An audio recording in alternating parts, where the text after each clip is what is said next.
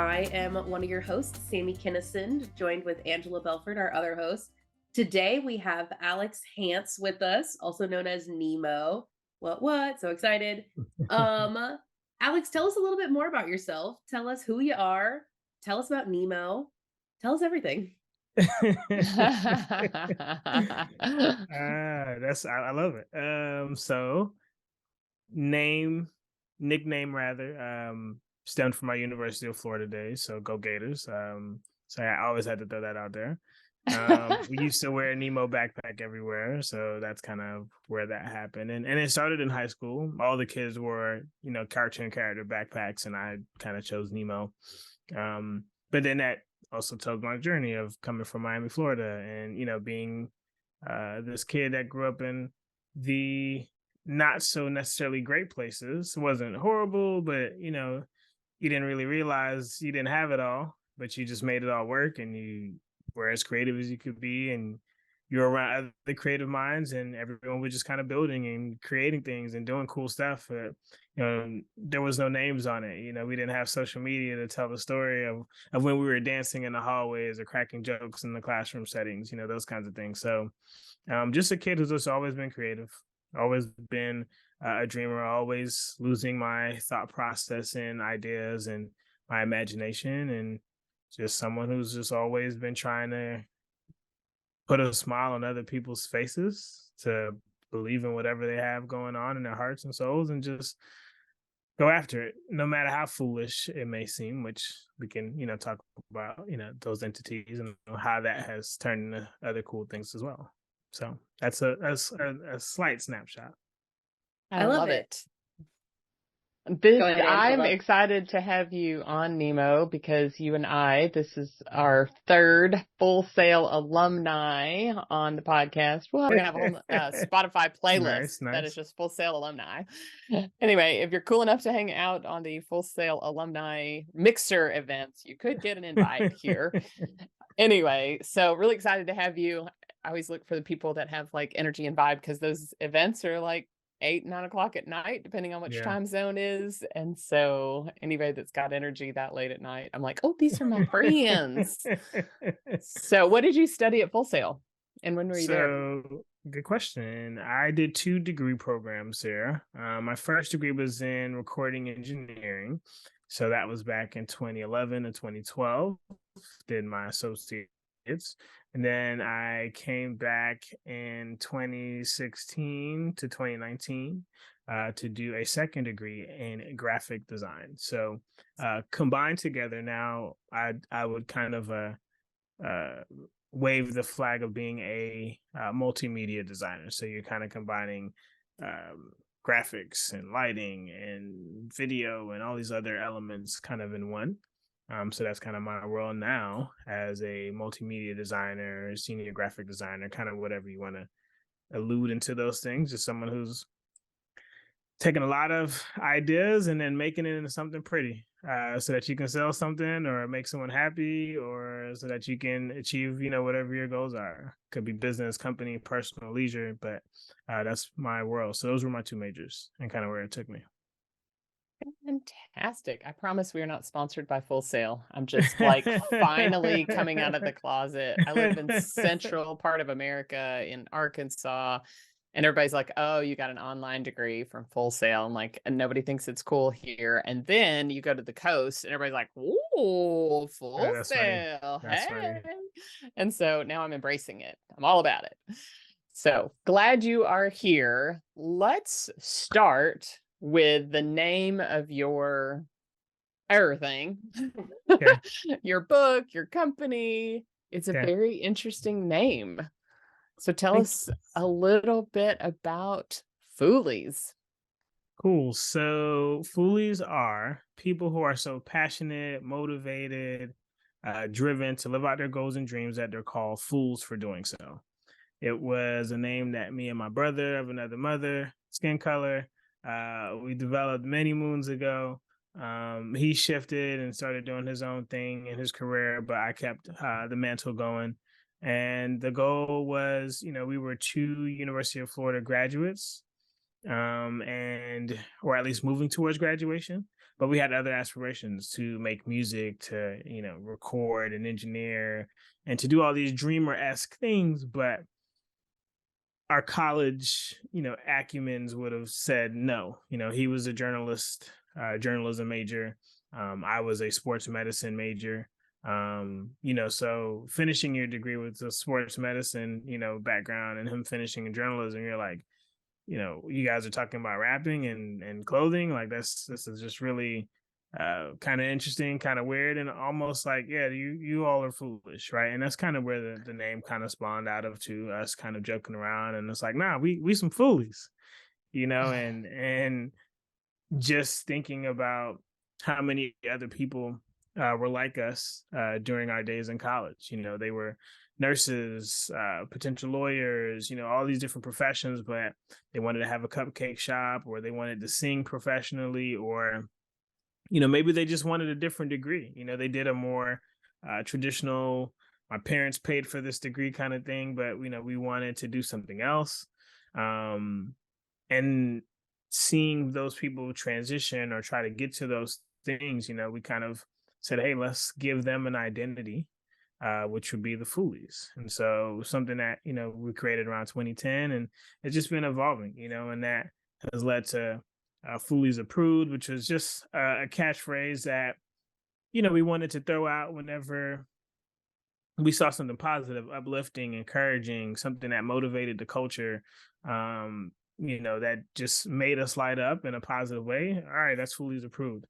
And then that led to, okay, well, I've used this hashtag so much, why don't I make a book out of it? And so it became Foolies Approved, and How to Change the World with a Foolish Dream and Zero in Your Pocket. And then it was this business book / life story. Like, here's how I did it in my bedroom. Here's how I got my first sale off. Here's how here's the t-shirt websites I use. Like, here's all the stuff, but here's I'm this passionate to live out my goals and dreams because I saw my mom try to live out her goals and dreams until she passed away from breast cancer. And, knowing that one of my mantras is, I need to make sure that no one leaves this earth with their blueprints inside of them, because she had blueprints for a salon and she had everything listed out and ready to go, but she never got to carry that out. So, taking the loss of my mom and not having, everything in my wheelhouse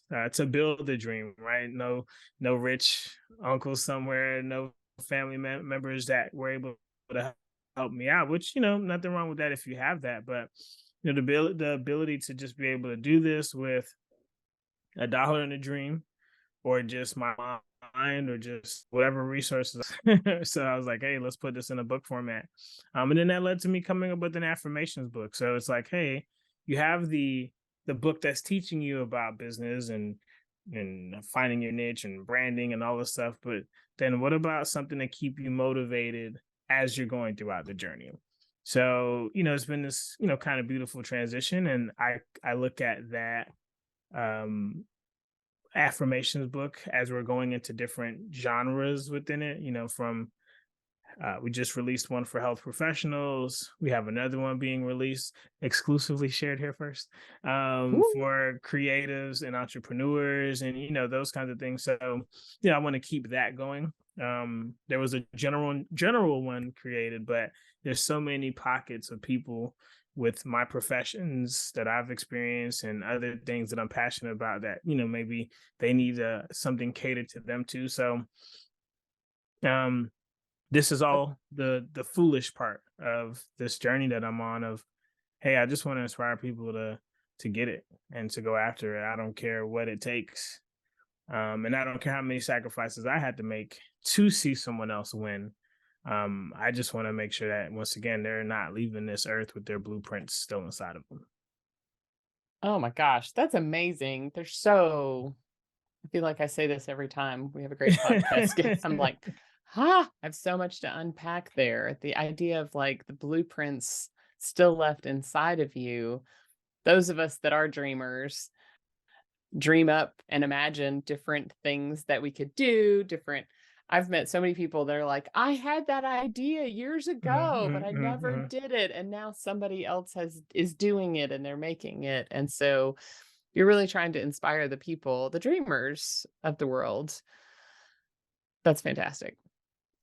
Well, and Thank you. Angela, not to like, I don't know, toot our own horns that I think we are also Foolies approved, but we have both of us have experiences of sort of putting our dream aside and then coming back to it. And so I think that I'll speak from my experience. I didn't really know what I wanted to do when I graduated high school and college, and I wanted to teach people about communication, but who's going to listen to a 22-year-old and what do I know? And so went out into the world and got corporate experience, and it's really been within this past year. I came back from maternity leave in September to start what my hypothesis is of my dream job. It's Mm. sort of like, this is what I think my dream job is, what I want to do for the rest of my life. I'm so excited. I have put that aside for so long. And now it's like, no, we're doing it. We're going to make it happen. I don't know. There's less of for myself, there's less mentality of who am I to encourage people and to teach people about communication. And like, no, I have a unique perspective. I have things to say and I can help other people in this way. So, Angela, I know you also have a similar sort of story of putting dreams aside and then coming back to them.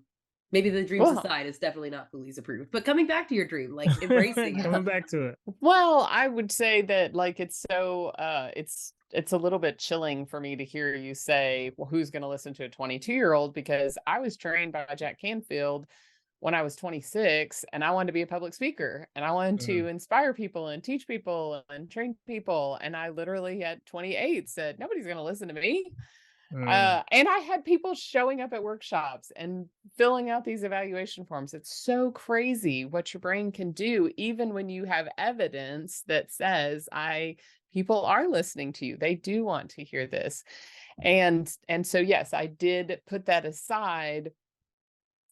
And similar to you, don't regret any of it, right? Like the whole experience, all that I've learned about marketing and branding and helping other businesses. I think I'm a much richer teacher because of it. Now with us launching into this next phase of our business, it does feel a little foolish sometimes because we have, 80 to 100 marketing clients that we host their websites and can do work for. And we're like, yeah, we're really good at that. We want to Mm. do this other thing that lights us up.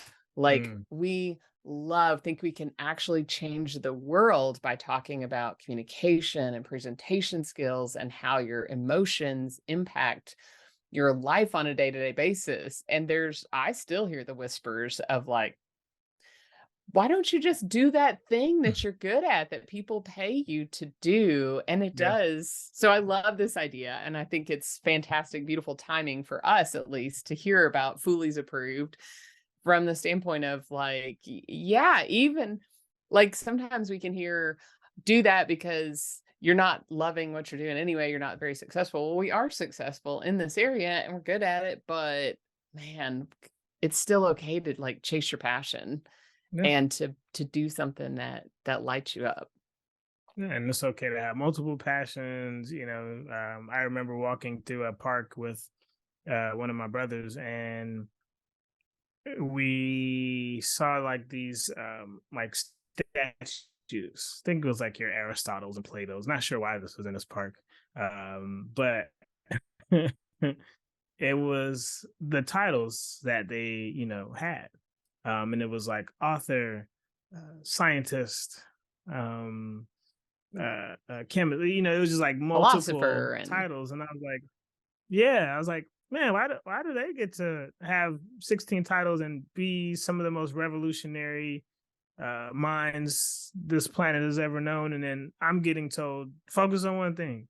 And I understand it, right, from a certain standpoint, of focusing and the importance of that. Of course, you don't want to be too all over the place where it is harming you, but I think there's a lot of things that complement things. My Mhm. background as a sports medicine graduate, that taught me a lot about people and how to communicate with people, especially in a time where they're facing an injury. Not to downplay an illness, but if I have a cold, I can probably say, "Hey, take this," and you may get better soon, and then you're back on your feet. But when you have someone with a torn meniscus, or they're a baseball player and they just tore their rotator cuff, the thing that helps them throw the ball. Now I have to talk to a different part of you to get you motivated to actually come back to life in some cases, to the sport in some cases, and so much more. So then that's some of the walk in and learning how to encourage people and listening, right? Because sometimes clients, that when I had my physical therapy and internship, people just wanted to talk about life and their issues and just how they were feeling. It wasn't about me drilling them with do this workout and do this and do that. It was time for me to engage and just hear them out and hear some of their other aspirations, some of their other passions.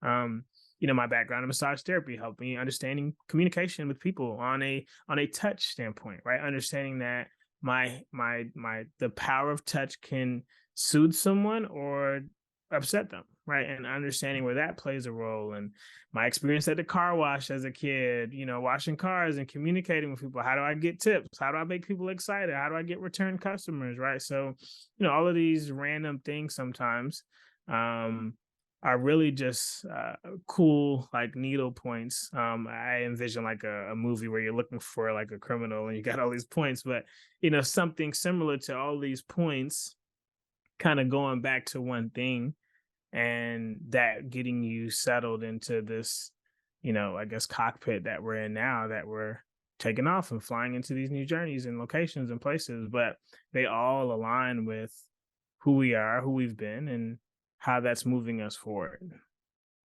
I would say I've just recently come to a nuance, and that, I don't know if there's a word that I use more than anything in this podcast, it's probably nuance, but a nuanced thought about the idea of focus.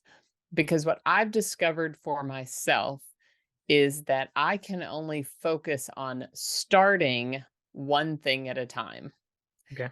And once I get something started and moving, then I can start the next thing. It's the idea of, like, think about somebody spinning plates. You get the first one spinning, and then you get the next one spinning. Then you got to get a little more over here, and then you get the third one spinning, and then because there are things that, like, I can tell you, my Full Sail degree is in internet marketing.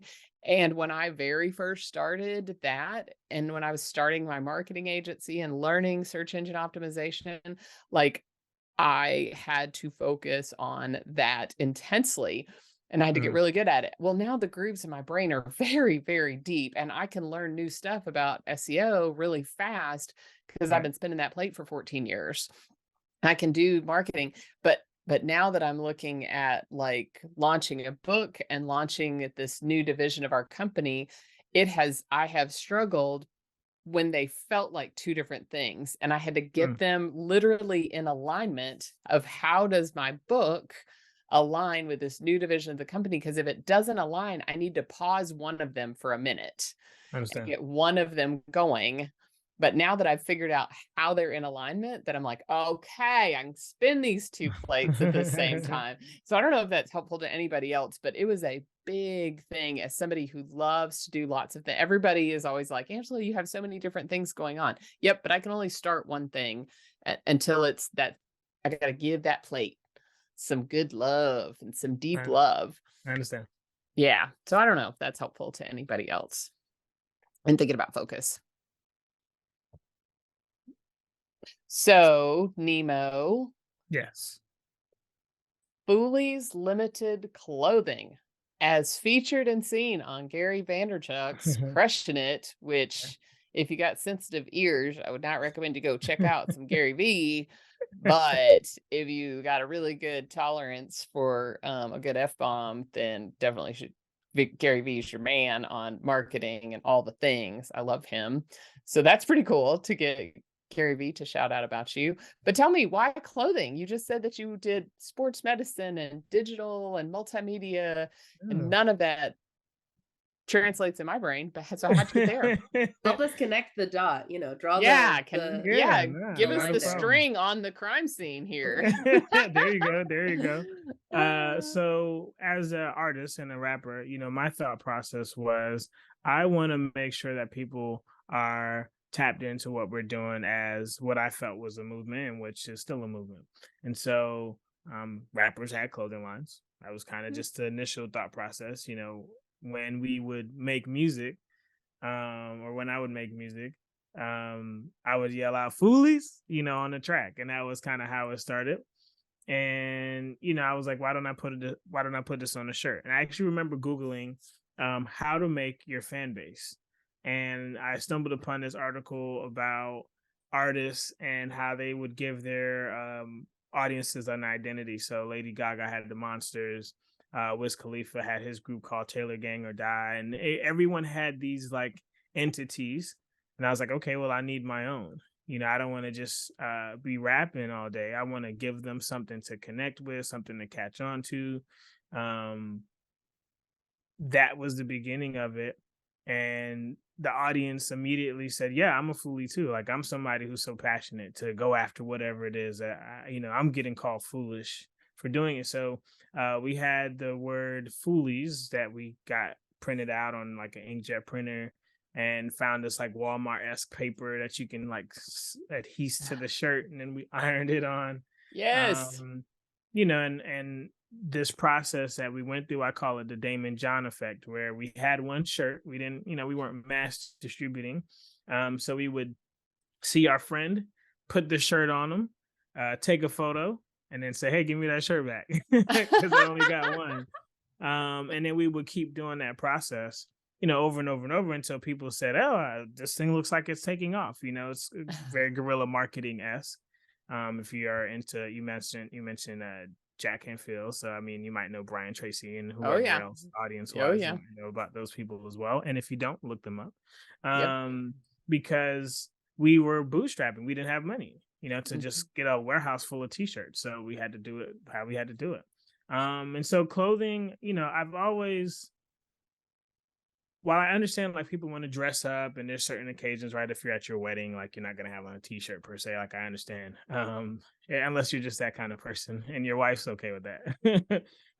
But I always felt that as a brand and a company, I encourage them to have apparel. If I'm sitting down with a company and they're like, well, what would be this grand strategy to take us to the moon?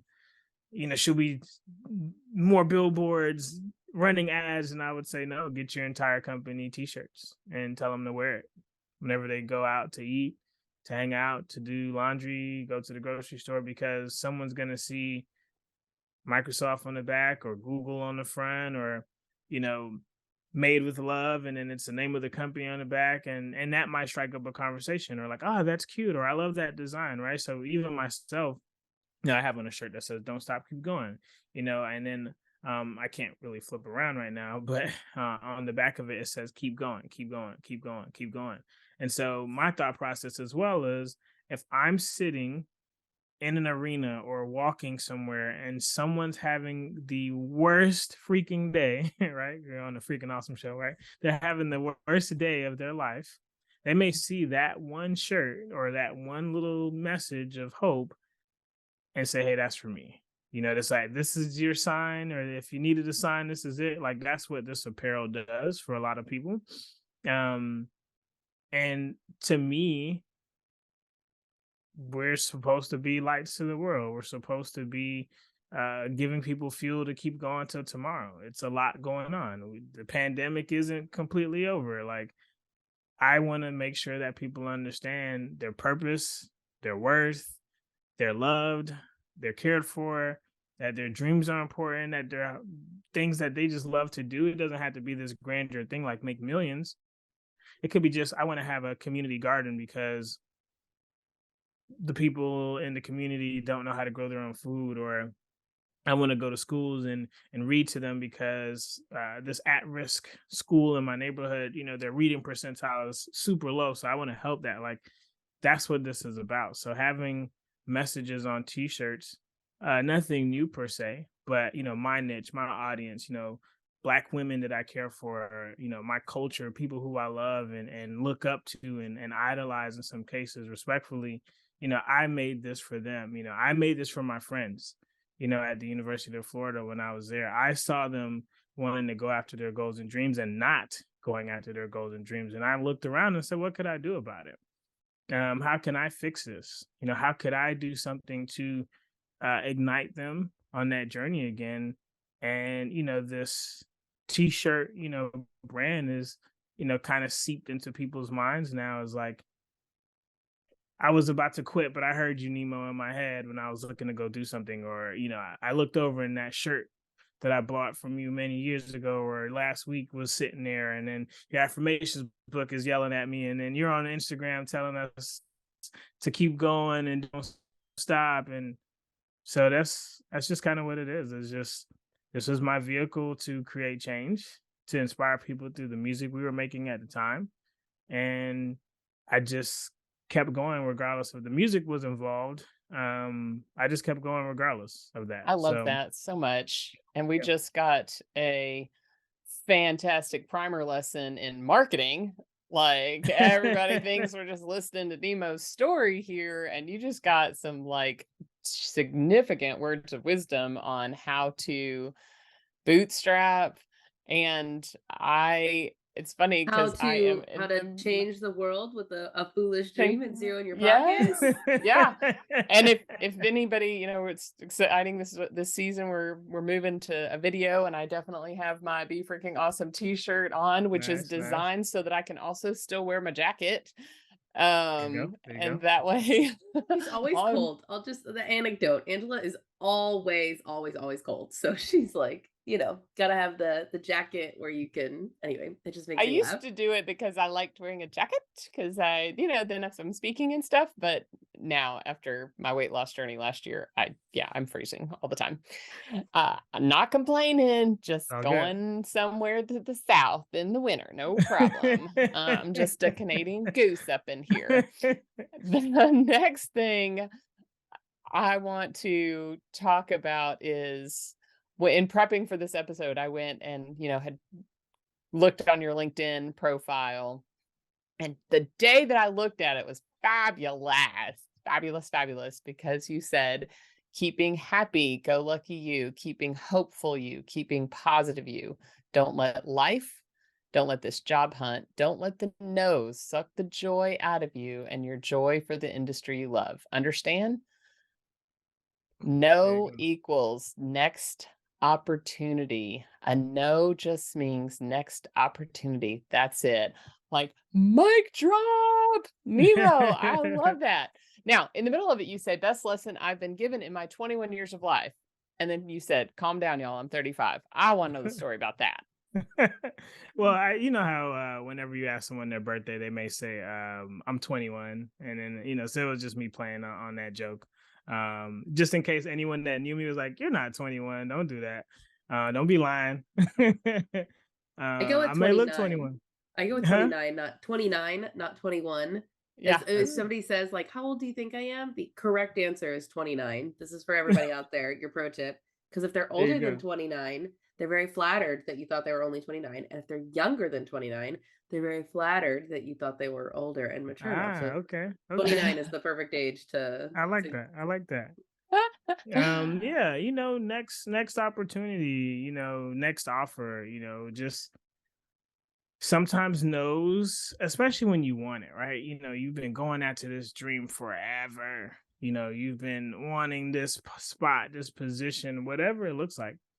And you hear that no, and ultimately you start thinking that this no is like you suck, your whole career and craft and like you weren't even meant to be here, so you know being able to tell people like it's just the next option, next opportunity, next thing, that's what no means. And we've all seen it, where that most tragic moment where we're like, we've been told no, and we're crying, we're going through it. And then the next day, week, month, year, or 10 years, right? Not everyone's thing just pops up for them the next day. You get that thing, and it's like, you're not even worried about that previous situation. I can't recall all the rejection letters I've received anymore. Like at this point, it's like, okay, whatever. It's just like, not for me. That's cool. You know what I'm saying? And you know, how many people have been slept on? It's just like the recurring thread, like the underdog, and no one thinks she's gonna win. No one thinks he's gonna win, and then oh my god, he's done it the first time. It's the same story, right? This isn't anything new at this point. Um, and I don't understand why people don't understand this formula, right? Like I should be worried about the person that everyone's saying is an underdog or they're not Blockbuster was like Netflix, please. We don't we don't need, and Netflix pitched their idea to Blockbuster, and they looked at Netflix and said, "No, we don't need a streaming service. We're populated everywhere. We're all over the globe. We good. Like we don't need you." Netflix said, "Next opportunity, next Right. option, next offer."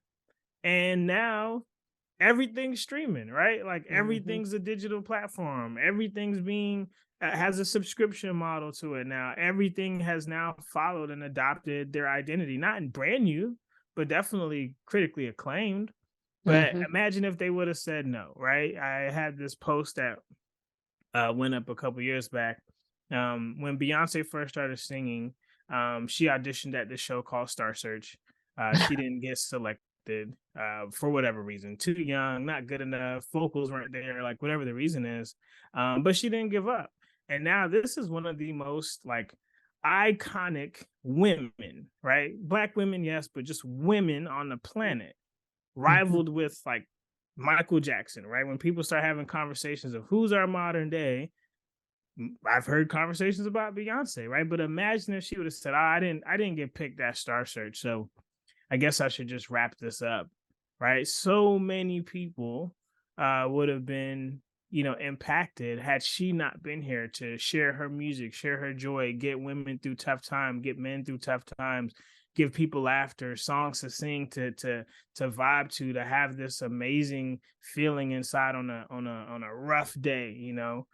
Hmm. Next up, next opportunity, next situation, next let's continue to pivot until someone sees our worth, and don't let other people not seeing your worth make you feel like you're unworthy, right? Because that happens too. Or just because you've been getting so many no's, you're like, well, clearly I'm not cut for this, and clearly I should Hmm. not be here. And that's not always true. In some cases, I'm sure, right? If we're being realists, some people maybe should pivot, find new things to do, but then there's a lot of people who shouldn't, and a lot of people who are changing directions and going other ways into, they were doing this last week and then they're doing something totally wildly different, and they just needed to go one more day. I remember seeing a post from this guy on TikTok, and he was reposting like his same rap song over and over and over. And someone said, "Man, stop posting this stupid song. Nobody cares." I think it was like post 35. And then post 36, when he posted the same rap song again, I guess someone found it, shared it, passed it to like some bigger celebrity. They caught hold of it, reshared it. He's getting millions of views now. And then he took that reply and posted it and was like, "This is why I keep posting the same song over and over and over and over." And in that comment of like, "Why you keep posting this? This is stupid. It won't go anywhere." And he's like, "Look at me now. I'm getting millions of views. I'm profiting now. I'm doing well. My career is taking off because I just said I'm not stopping." Hmm. Um, and I that's just love what it is. I love that. So my first job out of college, I was a Mary Kay sales director. And on my journey to become a sales director, you win a car and you have to talk to a lot of The pink people. car too. I had the red Grand Am before the Okay. pink car. Yep. Okay. And so I remember whining to my director and saying, "Oh my gosh, all I've heard is no, no, no, no, no. I am a blingy girl. I love bling. I have on some blingy earrings today, and I've been like that forever." And so she said, "I tell you what, we used to motivate people, with prize. She would offer prizes for different challenges that she would give us. She said, remember that pair of earrings that you really, really, really want? And I'm like, yes. And she said, I will give you those earrings if you can get 10 no's in a row. Oh, wow. I'm like, done. I got you. I would get 4 no's, and then somebody would say, yeah, actually, I do want a facial. And I was like, oh, good. Great. And so then I would, book the appointment with them, and then I would start again and I would get 6 no's. And then somebody would say, yeah, actually, I would like to hear more about that opportunity. I never got those earrings for that challenge. I could never get 10 in a row. I could get to 6, and I tried for probably 4 weeks. I was like, I am determined. Well, guess what? My business exploded. I don't remember the effects exactly, but I remember just being so annoyed that I could not get 10 in a row. And it really changed. It taught me the valuable lesson of it. What are you focusing on? Yeah. Because I've heard people say, flip it around and it's time to move on. I like And that. so that's why I love any time that we can use that, and whatever we focus on really does impact how we feel. Yes. Because then instead of feeling bad about the no's, I was actually annoyed with yeses. And it helped. Then it desensitized me to no's as well. There's a fabulous book about rejection proofing your life. And this guy kind of did the same thing, where he set out to get so many no's. He went up to somebody's house dressed as a soccer player. I really should go look. I'll put it in the show notes. I just randomly thought of this guy. Anyway, he dressed up as a soccer player, took a soccer ball, went into a suburban subdivision and knocked on somebody's door and said, can I play soccer in your backyard? And the guy's like, sure. And he's like, what? And he got a police officer to let him ride in a car. He did all these crazy, got a free pilot's lesson, all these crazy things. And his whole thing was just like, try, if you can get over your allergy to hearing the word no, then you are just completely unstoppable. So that's why I think that resonated so deeply with me.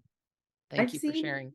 I heard on a podcast, I'm going to try really, really hard to remember which podcast it was, somebody talking about making a failure resume. And they made a resume of all of the times that they felt like they had failed. And on the days where something happened that they were like, I'm not going to survive this, I'm not going to make it past this obstacle I'm facing, they would pull out their failure resume and remind themselves of all of the things they have survived up to this point. And when I first talked about this idea, I do remember, Mom, you were like, that's dumb. Don't make a failure resume. Don't focus on those things. But that's funny. There is still something about the idea you have survived 100% of the things that you have faced up to this point. And that's okay. Keep surviving those things. Yes. And the day you don't survive is the day that you won't care. You won't be here to care that you didn't survive it. Fair. Awesome. Nemo, this has been such a great conversation today. I'm just so, I don't know, inspired and uplifted, and I feel ready to go take on the world. Is there anything that you'd like to leave people with as we wrap up our conversation? I mean, we've said a lot, obviously, but I think it's forget the dreamers for a second, because the dreamers are the ones who are they're gonna get back to it tomorrow. This podcast is just reminding them of everything, but to a letter to those who forgo the dream or who pause the dream, let this be your reminder to get back to your dream. I think we try to move on. I remember this clip from this movie called Up in the Air. I think it's the name of it. And these two characters are talking. One is about to fire the other. And basically the conversation is, how much did they pay you to give up on your dream? And he's like, what? I'm confused. Like, what are you talking about? You're about to fire me. Like, this isn't an important conversation. And then the guy reflects and says, hey, I'm looking at your resume and I saw that you were a culinary chef. What's up with this? Like, why did you leave this part of you alone? And, you know, it was like, hey, this is how much they paid me. And I had to, you know, take care of my daughter, and my daughter was sick, and, you know, who's going to pay her bill? You know, who's going to get her the asthma medication she needs, you know? And he was like, maybe it's time to get back to that original dream you had. So if I could leave anybody with anything, dreamers, thank you for hanging out. We appreciate you. Like, subscribe, leave a comment, all that fun stuff. But for those people who have been sitting around in their skepticism and thinking like, what, I don't know, I guess I'm just listening to this to see if there's some hack or something I could find. Your message is get back to your dream. And this time, put both of your hands up and don't stop fighting until you get there. And so that would be, you know, my final decree or words to share with anyone who might be watching. That is so beautiful. So beautiful. Yeah, I'm Real. not gonna cry over here. I'm okay. I'm not crying. You're crying. You're crying, totally. Well, Nemo, how can we find you? We're gonna put some links in the show notes for sure, so people can go check out the brand. But tell us a little bit more about where we can find you online. So you can find me at Foolies, Foolii. Excuse me. Yep. Yes. So at Foolies, and then if you ever go to there's a new site that I just found called buymeacoffee.com/Alex Nemo Hanse. You can actually buy me a coffee. So there's that, and then obviously my website, thefoolies.com. That's where you can get, you know, merch, apparel stuff. If you're on Amazon, we have our books on there. You know, so that's always cool. Both of our books, and then whatever else is to come. That's it. You know, a few ways to support in different ways, and gift this stuff to other people too. If you're like, oh, you know, maybe I don't need it. These are perfect gifts for Valentine's, for holidays, for graduations, the work. So, you know, use it as a tool to inspire and uplift others. At least that's how I tell people to move and operate, and I do the same. So that's where you can kind of get a hold of me. I love it. Thanks so much for being here. And for now, everyone, go.